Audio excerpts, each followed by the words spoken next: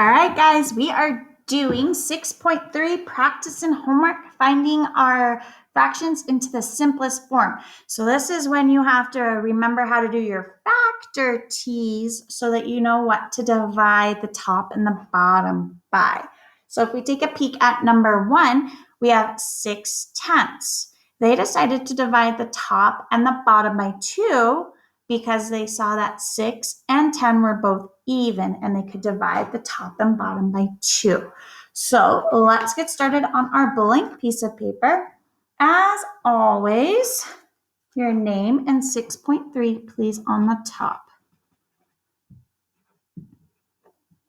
All right, so we're going to skip to number 2. So our original fraction is 6/8. So this is where we have to kind of think of our fraction t's, of factor t's of 6 and 8. So our first step is we go, all right, we have 1 times 6 and then 2 times 3. And we know that we have all of our factors because there's nothing in between that 2 and 3 to multiply to get our 6. And then we're going to do it with our 8. So we always start with 1, 8, 2 times 4, and 3 times nothing gives me 8. So we have it. Then we have to look and find the biggest one they have in common, which is 2. So we're going to divide the top and the bottom by 2. So 6 divided by 2 gives me 3, and 8 divided by 2 gives me 4. Let's try out number 3. You guys are going to love number 3. We have 5/5. And I'm going to let you guys stare at that for a quick second, and you should go, oh, that's a whole. So there's no work needed on that one. Whoop, whoop. So that just equals 1. Let's work on to number 4, please. We have our 8/12. And you're about to see why you have to do these factor t's versus just guessing what you could divide by. So we draw our t's, and I'm expecting to see your t's for 8 and 12. So we always start with 1 times itself. So 1 times 8, 2 times 4. If you guys look up here, we just did it. So we've got that.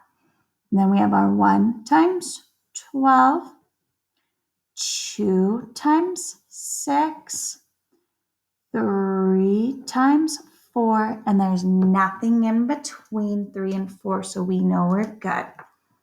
Now, you will notice that they do have 2 in common, but they also have 4 in common.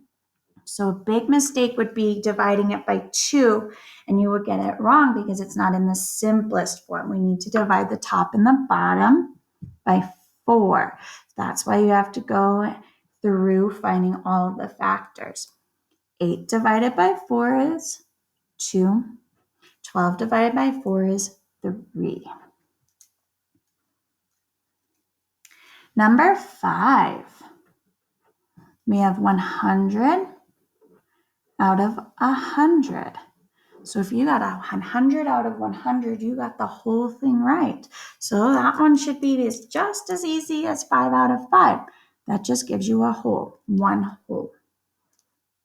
All right. 6, 2/6. 2 and 6. When we look at 2, we're like, oh, 2 is a prime number, and it only has 1 times 2. 6, we're looking at 1 times 6, 2 times 3.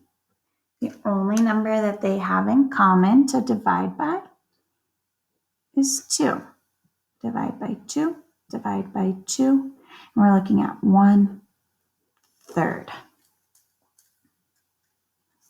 Number 7, 2 eighths. Well, we just learned that 2 is a prime number and it only has 2 to divide by. So 2 eighths, we can only divide that by 2.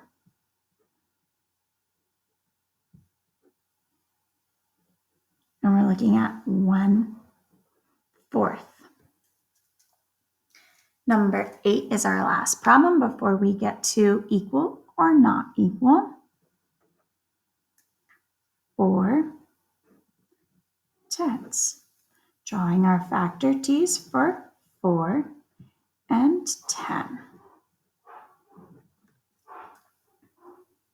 We always start with 1 times itself, 1 times 4, and then 2 times 2, 1 times 10, 2 times 5, 3 times nothing, 4 times nothing. So we found them all.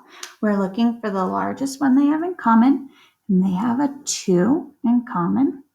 Divide the top and the bottom by 2. We're looking at 2/5. All right. Number 9, we're deciding if it's equal or not equal, equivalent or not equivalent. So we have our 6/12 compared to our 1/12. Well, right here we have the same denominator. So 6 pieces of the candy bar or 1 piece of the candy bar. They are not equivalent. Number 10. 3/4 compared to 5/6. So I have to think, how do I get from 4 to 6? 4 times what gives me 6? 4 times nothing gives me 6. So that's not equal. 11 6/10 compared to 3/5. How do I get from 5 to 10 or 10 to 5? Let's divide this by 2. Whatever you do to the top, you do to the bottom. Woo! We are equal. Last equal or not equal problem, and then we have our word problems. 3/12 compared to 1/3. How do I get from 12 to 3? I divide by 4. Can I divide 3 by 4 and get 1? I cannot. So these are not equal. On to our word problems. Number 13. At a memorial hospital, 9 of the 12 babies were born on Tuesdays were boys. So we have our 9 out of 12 were boys. Write that in simplest form. So that's where we have to make our factor t for 9 and 12. If you guys look way up here, we have our factor t for 12 already. Work smarter, not harder. So we have our 1 and 12, 2 and 6, 3 and 4. We have not created a factor t for 9 yet. So we think 1 times itself, 9. 9 is not even, so it's not divisible by 2. So then 3 times 3, because it's a square number, equals 9. Now we're looking to see which ones they have in common. They have 9 in common. They have 3 in common. So we're going to divide by 3. 9 divided by 3 is 3. 12 divided by 3 is 4. 2 more problems, guys. We've got it. Number 14.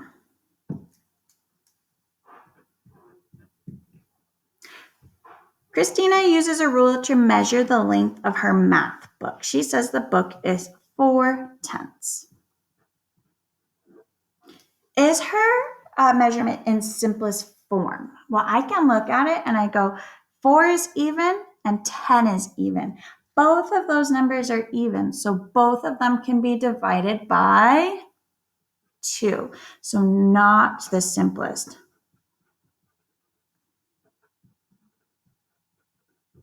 form, because you could divide it by 2.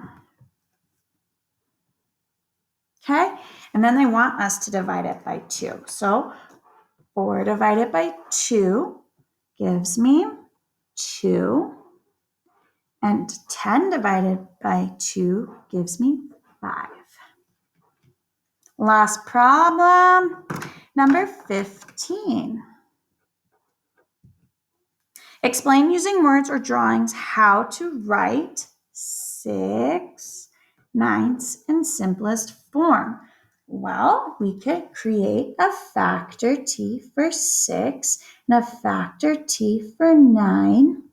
If you guys look up on your paper, you'll see that we already made a factor t for both 6 and 9. 6 is on number 6, actually. So we have 1 and 6 and 2 and 3. And number 9 is right here. 1 and 9, 3 and 3. What number do they have in common? They have a 3. Divide the top and the bottom by 3. We get 2/3. As always, guys, please take a picture of this, send it to me, and then log into Galileo and take your 6.3 quiz. Awesome job, you guys. Bye.